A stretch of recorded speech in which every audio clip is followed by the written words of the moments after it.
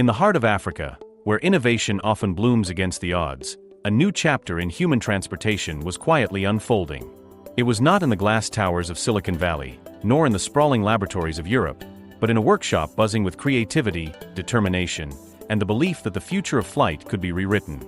The idea sounded too ambitious, almost impossible: a flying taxi, self-powered, defying the limitations that had chained aviation for decades.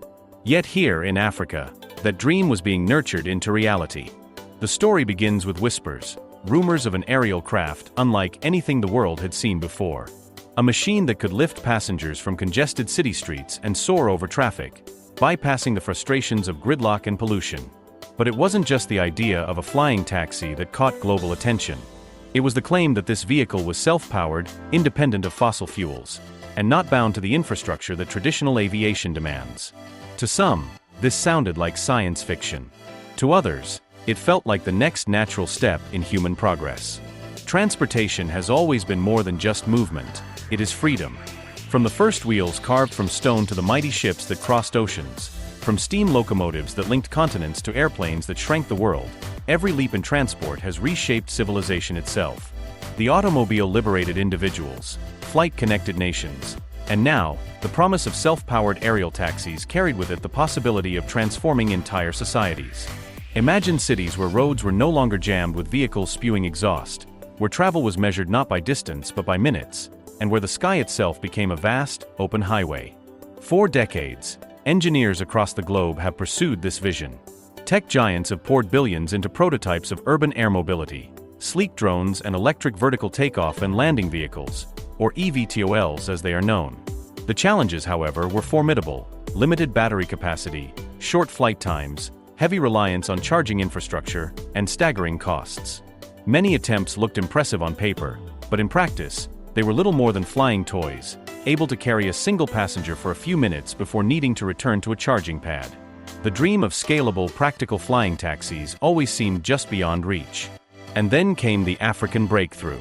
The story of this aerial revolution is not simply about a machine, but about visionaries who dared to challenge global expectations. Africa has often been painted in the media as a consumer of technology rather than a producer. Yet beneath that narrative lies a deep reservoir of ingenuity. In workshops where tools are sometimes handmade and resources scarce, creativity is not just an advantage, it is survival. Here, inventors look at the impossible and ask, why not? The creators of the flying taxi knew that to truly disrupt aviation, they could not rely on conventional solutions.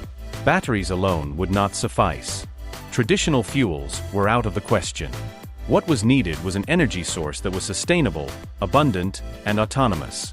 Rumors began to swirl about the integration of self-charging systems, technology that drew upon principles of electromagnetic fields, kinetic recovery, and renewable conversion.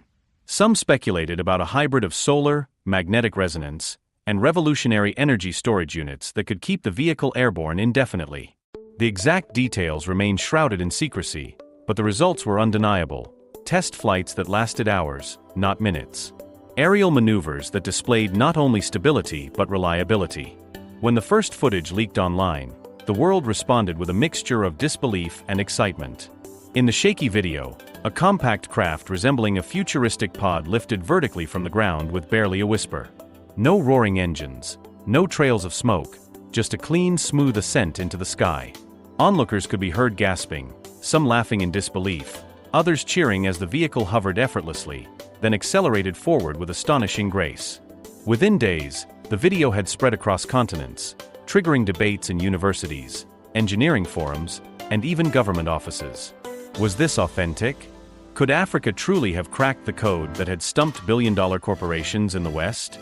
Skeptics were quick to dismiss it. Impossible, they said. Defies physics, argued others. After all, mainstream aviation experts had long insisted that the limitations of current energy storage made such vehicles impractical. Yet the demonstrations kept coming, each more convincing than the last.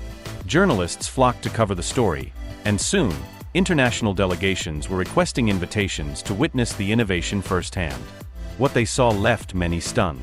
Imagine standing on the sti. Outskirts of an African city, surrounded by curious children and proud engineers, and watching as the future unfolded before your eyes. The craft rose vertically into the sky, carrying not just its pilot but several passengers. Its sleek design cut through the air with elegance, its hum barely louder than the wind itself. Then, with a slight tilt, it glided forward, gaining speed. Within minutes, it had crossed the horizon. When it returned, passengers stepped out with wide smiles, their faces reflecting the sheer wonder of what they had just experienced. No one who witnessed it firsthand could deny that something extraordinary was happening. The social implications of this breakthrough were profound. In cities where trafic congestion triple productivity, a flying taxi could revolutionize daily life.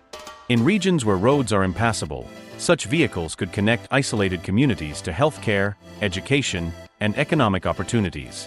Beyond that, the symbolism was powerful. Africa was not merely catching up with the world, it was leading it. For decades, the narrative of innovation had flowed from the West to the rest. Now, the arrow was pointing in the other direction. The inventors behind the project remained both humble and guarded. They spoke less about themselves and more about the potential of the technology. "This is not just for Africa," one engineer said. This is for humanity. Their vision extended beyond taxis. They imagined cargo transport, emergency medical flights, disaster relief missions, and even personal aerial vehicles that could transform how humans lived and moved. The sky was no longer a distant realm for the privileged few, it was becoming accessible to all. Of course, with such a bold claim came controversy. Aviation authorities questioned the safety of unregulated crafts in urban skies. Energy experts demanded proof of the self-powered systems, calling for peer-reviewed data and transparent demonstrations. Some accused the project of exaggeration, of over-promising without sufficient evidence. But each test flight silenced more critics, each successful demonstration winning over new believers. For every skeptic, there was a child pointing to the sky, eyes filled with wonder whispering, "If they can do it, maybe I can too." The flying taxi was not just a machine, it was a movement. It represented the hunger of a continent to redefine itself, to be seen not only as a place of need, but as a place of innovation. It symbolized the audacity of dreamers who refused to accept the limits imposed upon them. And most of all, it rekindled the human imagination. For centuries, we have looked to the skies and dreamed of flying. Now in Africa, that dream was being made real, not in the distant future, but here and now.